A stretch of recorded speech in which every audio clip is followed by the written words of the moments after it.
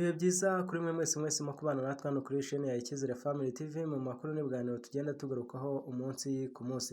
Uyu munsi ku itariki 8 ibigo by'amashuri byafunguye. Twanyarukiye mu kigo cya GS Kibingo giherereye mu karere ka Nyamasheke mu murenge wa Gihombo. Abanyeshuri baba mu kigo ariko ubu ntago bakemerewe kuba bakwiga baba mu kigo. Hari abo twaganiriye bamwe muri bo hari ibyo bagiye badutangariza bababajwe nuko batemerewe kuba bakwiga baba mu kigo. Amazina yawe? Tumaza Clemence. Yego. Nkaba naturutse Muhanga.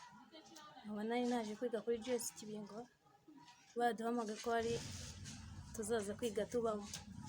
None tukaba twasanze ngo leta yabyanze. None tukaba twarahakiye n'ibikoresho. Tukaba dusubiyeyo. Banyitira Subiza Fidelite. Nkaba navuye mu karere ka Karongi. Nkaba naje kwiga kuri GS Kibingo. Tukaba twasanze ikigo cyabo leta yacyanze. None tukaba twaraguze ibikoresho byabo byose, uniform twaraziguze zaho. None batubwiye ko bagifunze. Ubwo rero turahangaye, dufite impungenge yuko batazagifungura vuba aha, kandi ibisabwa byose byo kuri GS Kibingo twari twabihashye. Twebwe dukurikije ireme ry'uburezi muri GS Kibingo, urabona ni ibintu byivugira nk'ikigo cyabaye icya mbere mu karere muri Troncon. Twebwe abatuye hano n'abavandimwe bacu bagenda bagiye gutura ahandi hantu mu gihugu ahantu hatandukanye, still tumva turagaruka n'ubundi tukazana abana bacu hano. Noneho ni muri urwo rwego twarebye ko abana bajya gukodesha mu mageto hano hepfo tukabona ntabwo bigenda neza. Kurumva umwana ashobora kuza kwiga yataha muri geto. Iyi si tubayemo turayizi, kubwira umwana ngo ajye gutaha muri geto mu wa mbere cyangwa mu wa kabiri. Urumva dufite wa mbere wa kabiri no gatatu Troncon. Uwo mwana ntabwo ashoboye kwikontorora hano hanze.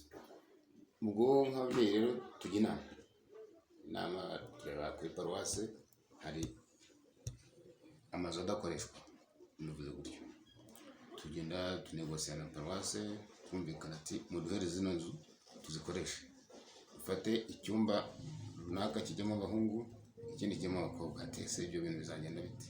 Turabyitegurira.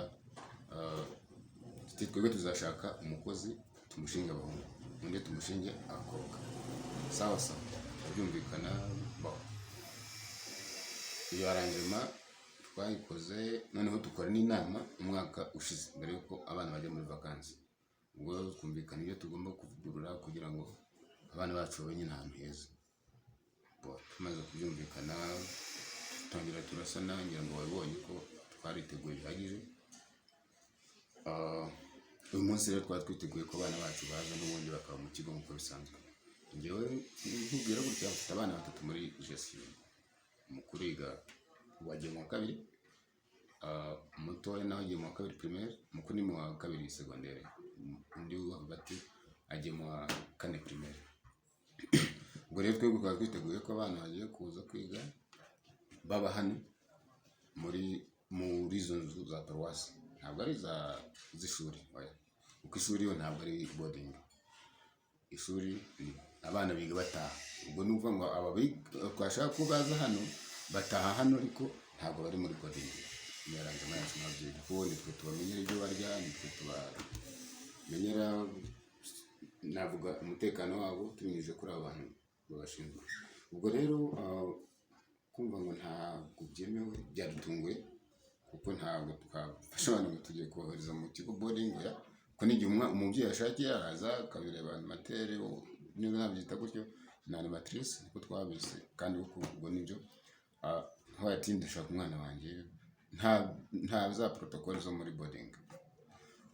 Ubwo icyo cyo kuvuga ngo ntabwo byemewe nyumviye yaranantunguye cyane, ariko abatureberera nyine baratureberera bakadutekereza kandi nibyo, ariko bigira ingaruka kuri benshi. Kuko urumva niba twari gufata abana twarateguriye abana wenda tuvuge 500 ukaza kuvuga ngo ntabwo byemewe, biragenda bitese. nta muntu watwandikiye ngo atubwire ati ibi ni uko bimeze, nta n'uwabitubwiye mu magambo. Ni ikibazo murakoze. Imbogamizi ubona ni izihe ziri bugaragare? Imbogamizi ni uko niba umwana n'urugero avuye i Kigali Yego. yari aje kwiga hano, ni urugero ufite grand frère afite umwana ugiye kuza hano, ubwo kugira ngo uwo mwana agere hano gusubira i Kigali no kongera kumushakira ishuri ni ikibazo, ku buryo bishobora kurangira uwo mwana atakibaye agiye ku ishuri. Yego. Murakoze, turabashimiye. Murakoze cyane.